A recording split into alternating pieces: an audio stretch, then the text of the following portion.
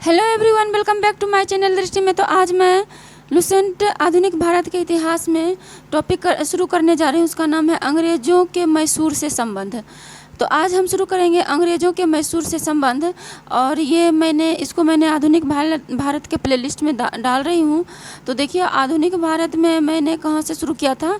इसके जस्ट पहले वाले वीडियो में हमने भारत में यूरोपीय व्यापारिक कंपनियों का आगमन ये हमने कवर कर दिए हैं। इससे जस्ट पहले वाले वीडियो में आप प्लेलिस्ट में जा कर के देख सकते हैं। और इससे पहले जो हम पहला वीडियो आधुनिक भारत में कवर किए हैं वो कवर कर दिए हैं। आधुनिक भारत यहाँ पे है, देखिए आधुनिक भारत उत्तरकालीन मुगल सम्राट। तो ये भी प्लेलिस्ट में जाके आप देख सकते हैं। ये देखिए, आधुनिक भारत जो है ना काफ़ी इम्पॉर्टेंट है। इससे ज़्यादा क्वेश्चन पेपर में आते हैं। तो इसको ज़्यादा जितना हम एंशिएंट और मेडाइवल को देखते हैं उससे डबल इस बार इसको पढ़ना चाहिए, क्योंकि इसका क्वेश्चन नहीं छूटना चाहिए। एक आध छूट गया तो कोई बात नहीं है, लेकिन छूटना नहीं चाहिए ज़्यादा। अगर 10 क्वेश्चन आ रहा है तो 9 सही होना चाहिए। तो चलिए हम इसको स्टार्ट कर रहे हैं आज। ये अंग्रेज़ों के मैसूर से संबंध। अब देखेंगे मैसूर साउथ में है, तो मैसूर के साथ अंग्रेज़ का कैसा संबंध था। 1761 में हैदर अली मैसूर का शासक बना। हैदर अली जो है 1761 में मैसूर का शासक बनते हैं। तो इसमें डायरेक्ट दिया हुआ है, आप NCERT 8 क्लास का मॉडर्न आधुनिक भारत पढ़िएगा तो उसमें डिटेल से हैदर अली के बारे में दिया है कि कैसे हैदर अली जो एक साधारण नहीं आदमी था, साधारण जॉब से शुरू किया था और इसने फिर मैसूर का शासक बनता है। और हैदर अली का ही पुत्र होता है टीपू सुल्तान। तो देखिए 1761 में हैदर अली मैसूर का शासक बना। हैदर अली की मृत्यु 1782 में द्वितीय आंग्ल मैसूर युद्ध के दौरान हो गई। और हैदर अली की मृत्यु कब हो जाती है? हैदर अली की मृत्यु 1782 में द्वितीय आंग्ल मैसूर युद्ध के दौरान हो जाती है। हैदर अली का उत्तराधिकारी उसका पुत्र टीपू सुल्तान हुआ। और हैदर अली का उत्तराधिकारी कौन हुआ? उसका पुत्र टीपू सुल्तान हुआ। 1787 में टीपू ने अपनी राजधानी श्रीरंगपट्टनम में पादशाह की उपाधि धारण की। और जो है यहाँ पे दिया हुआ है, देखिए ये ध्यान रखिएगा कि हैदर अली मैसूर का शासक कब बनता है? तो 1761 में। हैदर अली की मृत्यु कब होती है? 1782 में द्वितीय आंग्ल मैसूर युद्ध के दौरान हैदर अली की मृत्यु हो जाती है। नेक्स्ट है हैदर अली का उत्तराधिकारी उसका पुत्र कौन था? टीपू सुल्तान। हैदर अली का उत्तराधिकारी कौन था? उसका पुत्र टीपू सुल्तान, यानी कि हैदर अली का पुत्र ही था टीपू सुल्तान और वही राजा बनता है। नेक्स्ट है 1787 में टीपू ने अपनी राजधानी श्रीरंगपट्टनम में पादशाह की उपाधि धारण की। तो यहाँ पे कह रहा है 1787 में टीपू ने अपनी राजधानी कहाँ? श्रीरंगपट्टनम में बनाया। अपनी राजधानी किसको बनाता है? श्रीरंगपट्टनम को। और कौन सी उपाधि धारण करता है? पादशाह। तो ये पूछा जाएगा कि टीपू सुल्तान की राजधानी कहाँ था? तो श्रीरंगपट्टनम। और कब बना था श्रीरंगपट्टनम को अपनी राजधानी? 1787 में। टीपू ने अपनी राजधानी श्रीरंगपट्टनम में स्वतंत्रता का वृक्ष लगवाया और साथ ही जैकोबिन क्लब का सदस्य बना। जैकोबिन क्लब जो था ना, उस समय फ्रांस में जैकोबिन क्लब जो साधारण लोगों का क्लब होता था, जो मजदूर होते थे, शॉप चलाते थे, छोटे से मतलब इस तरह के जो छोटे छोटे लोग होते थे वो जैकोबिन क्लब के सदस्य बनते थे। और वहाँ पे जो राजा का जो डिक्टेटरशिप था उसके विरुद्ध ये क्लब बना था। तो जैकोबिन क्लब के भी सदस्य बन जाते हैं कौन? टीपू। और श्रीरंगपट्टनम में क्या लगाते हैं? स्वतंत्रता का वृक्ष लगाते हैं। नेक्स्ट है, ऐसे पूछा जाता है क्वेश्चन कि टीपू ने स्वतंत्रता का वृक्ष कहाँ लगवाया था? श्रीरंगपट्टनम में। नेक्स्ट है कि प्रथम युद्ध वर्ष और गवर्नर जनरल। जो प्रथम आंग्ल मैसूर युद्ध होता है, उसके बाद द्वितीय आंग्ल मैसूर होता है, तृतीय और चतुर्थ। तो द्वितीय आंग्ल मैसूर युद्ध में जो है हैदर अली की मृत्यु हो जाती है और चतुर्थ आंग्ल मैसूर युद्ध में जो है टीपू की मृत्यु हो जाती है। तो देखिए प्रथम आंग्ल मैसूर युद्ध कब होता है? 1767 से 69 तक। और यहाँ पे अभी गवर्नर जनरल का कोई पता नहीं है कौन है, नहीं है। नेक्स्ट है द्वितीय आंग्ल मैसूर युद्ध जो होता है वो 1780 से 84 के बीच होता है। और इसमें इस समय गवर्नर जनरल हैं वॉरेन हेस्टिंग्स। नेक्स्ट है तृतीय आंग्ल मैसूर युद्ध जो है वो होता है 1790 से 92 और इसके गवर्नर जनरल हैं कॉर्नवालिस।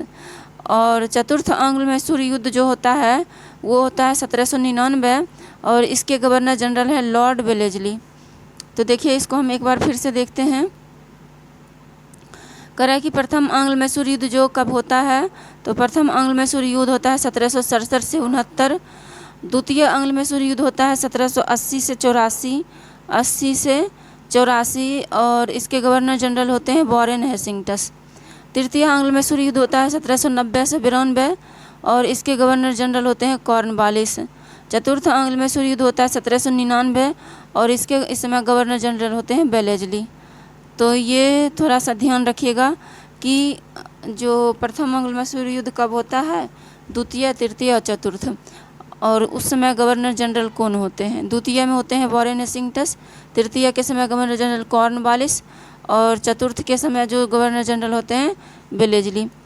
इस युद्ध में मराठा हैदराबाद के निजाम एवं अंग्रेज़ों की संयुक्त सेना के खिलाफ लड़ रही थी। देखिए अब कह रहा है कि जो इस युद्ध में इस जो चतुर्थ आंग्ल मैसूर युद्ध हुआ तो टीपू सुल्तान नहीं हारते, लेकिन हमारे देश के ही देखिए जो मराठा हैं और हैदराबाद के निजाम और अंग्रेज़ों, ये तीनों सेना किसके खिलाफ लड़ रही है, मैसूर के खिलाफ।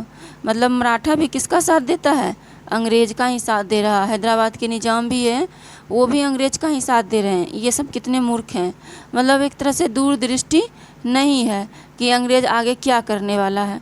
तो और आगे चल के फिर जो मैसूर का हसन होता है वही फिर मराठा और निजाम का भी होता है।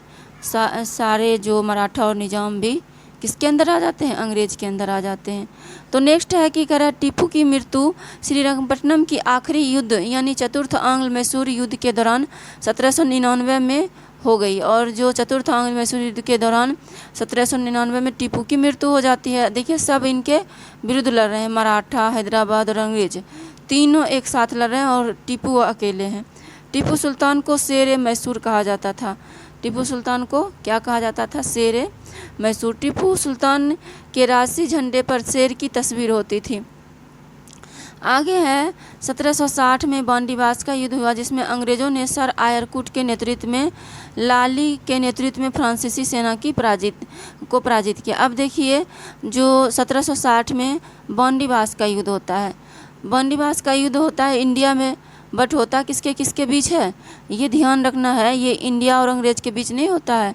बांडीवास का युद्ध जो है ये होता है इंडिया में, बट अंग्रेज़ का जो उस समय जो नेतृत्व करता था उनका नाम था सर आयरकुट, और होता है अंग्रेज़ और फ्रांस के बीच। तो फ्रांस के जो नेतृत्व करता थे उनका नाम था लाली, काउंट डी लाली, यहाँ पे शॉर्ट में लाली दिया हुआ है।